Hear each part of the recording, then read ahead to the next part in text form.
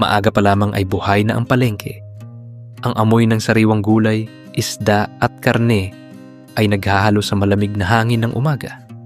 Isa-isa nang nagbubukas ang mga tindero habang dumarating ang mga unang mamimili. Sa gitna ng hilera ng mga nagtitinda ng karne, magkatabi ang pwesto ng dalawang lalaki. Ang isa ay si Mang Ben. Tahimik siyang nagtatrabaho. Maingat niyang inaayos ang mga hiwa ng karne sa mesa.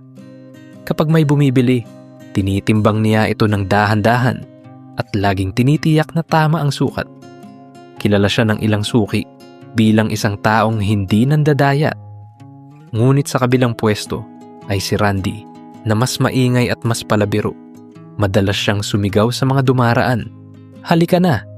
Presyong palengke. Mas mura kaysa sa iba. At totoo nga, mas mura ang kanyang karne. Hindi alam ng maraming mamimili na may mga paraan si Randy upang kumita ng mas malaki. Minsan ay binabasa niya ang karne upang bumigat ito. Minsan ay hinahaluan ng lumang karne ang bago. Minsan ay bahagyang inaayos ang timbangan upang magmukhang tama ang sukat. Dahil dito, mabilis ang bentahan sa kanyang pwesto. Habang lumilipas ang oras, mas humahaba ang pila kay Randy. Samantalang si Mang Ben ay nakatayo lamang sa kanyang mesa, naghihintay ng susunod na mamimili. Isang babae ang lumapit sa kanya, tiningnan ang presyo, at pagkatapos ay tumingin sa kabilang pwesto. Mas mura doon, sabi nito bago tuluyang lumipat kay Randy. Tahimik lamang na tumango si Mang Ben. Hindi ito ang unang pagkakataon. Sa loob ng maraming buwan, napansin niyang unti-unting nababawasan ang kanyang mga suki.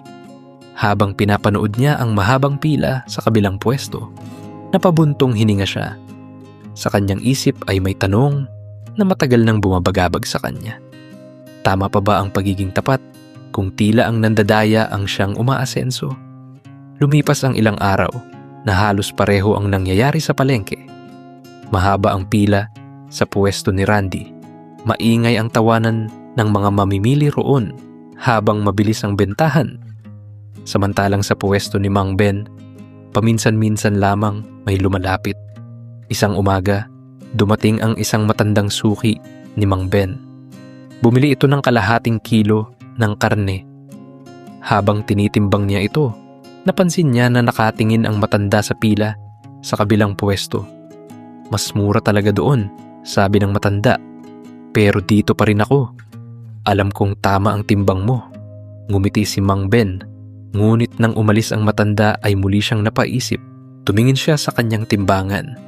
Simple lamang itong bakal na gamit na niya sa loob ng maraming taon. Unti-unti niyang hinawakan ang maliit na tornilyo sa gilid nito. Alam niyang kung bahagya lang niya itong gagalawin, halos walang makakapansin. Mas lalaki ang kita niya.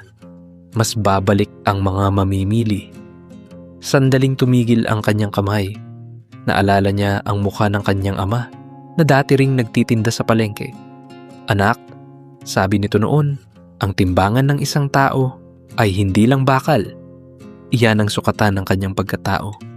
Dahan-dahan niyang binitawan ang tornilyo. Tahimik niyang inayos muli ang timbangan.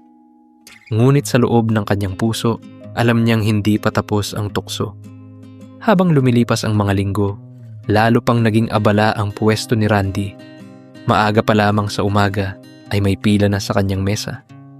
Mabilis siyang maghiwa ng karne habang masiglang nakikipagkwentuhan sa mga mamimili. Mas mura dito. Sigurado. Sigaw niya. Halos hindi na siya makasabay sa dami ng bumibili. Dahil sa laki ng kita, nakabili siya ng bagong freezer para sa kanyang tindahan. Makalipas lamang ang ilang buwan, dumating siya sa palengke sakay ng isang makintab na bagong motorsiklo. Napansin ito ng maraming tindero. Ang bilis ng pag-asenso ni Randy, bulong ng isa. Sa kabilang pwesto, tahimik lamang si Mang Ben habang nag-aayos ng kanyang karne. Paminsan-minsan, may dumarating pa ring suki, ngunit hindi na tulad ng dati. Isang hapon, habang nagsasara na ang palengke, dumaan si Randy sa kanyang pwesto. Kaibigan, Sabi niya habang nakangiti. Kung gusto mong kumita ng mas malaki, alam mo naman kung paano. Tinapik niya ang sariling timbangan at bahagyang kumindat. Hindi mapapansin ng mga mamimili. Pagkatapos ay tumawa siya at naglakad palayo. Naiwan si Mang Ben na nakatingin sa kanyang sariling timbangan. Sa unang pagkakataon, hindi na lamang tukso ang kanyang nararamdaman. May kasamang pagdududa sa sarili. Isang umaga, mas maaga kaysa karaniwan, dumating si Mang Ben sa palengke.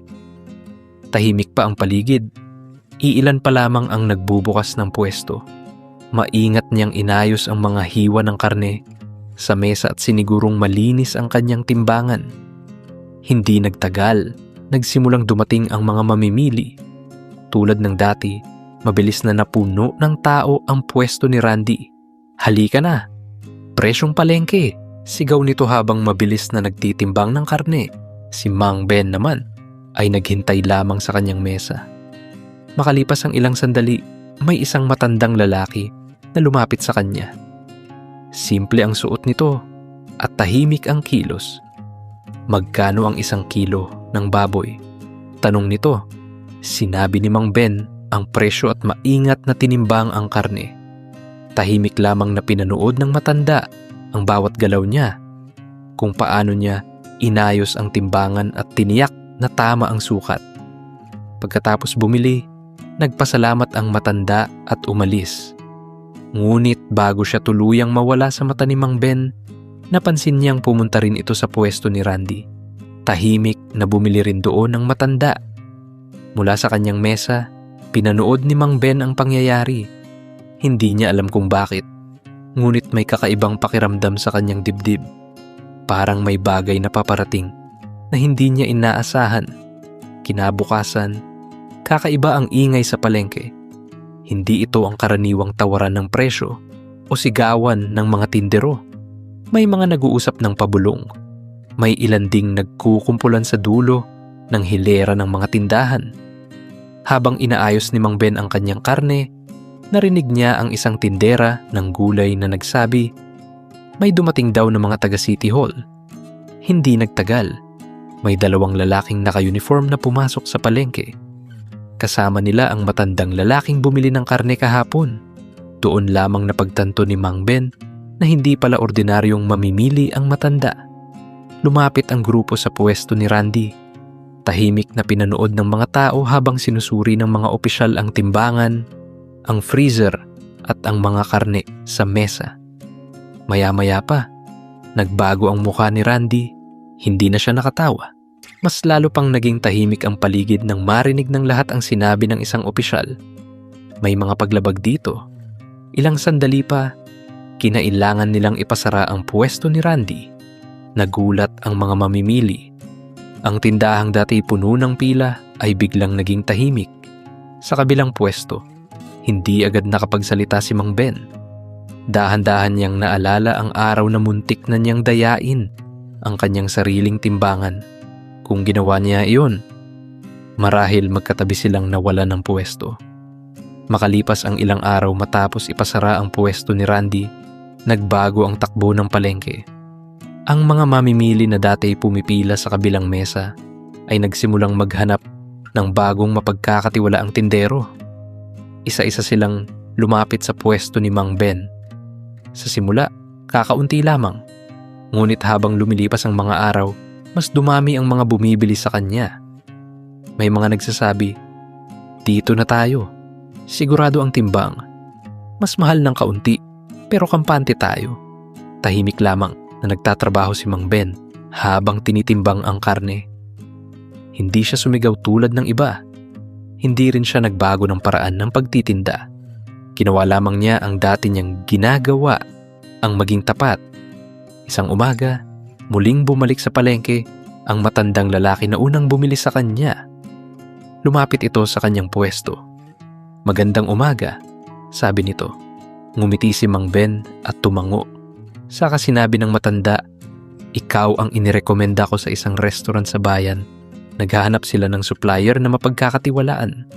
Sandaling natigil si Mang Ben sa kanyang ginagawa. Sa wakas, naunawaan niya ang isang bagay na matagal niyang pinagdudahan. Ang tagumpay na mabagal ngunit tapat ay mas matibay kaysa sa mabilis na yaman na galing sa pandaraya. Minsan, parang nauuna sa buhay ang mga taong nandaraya.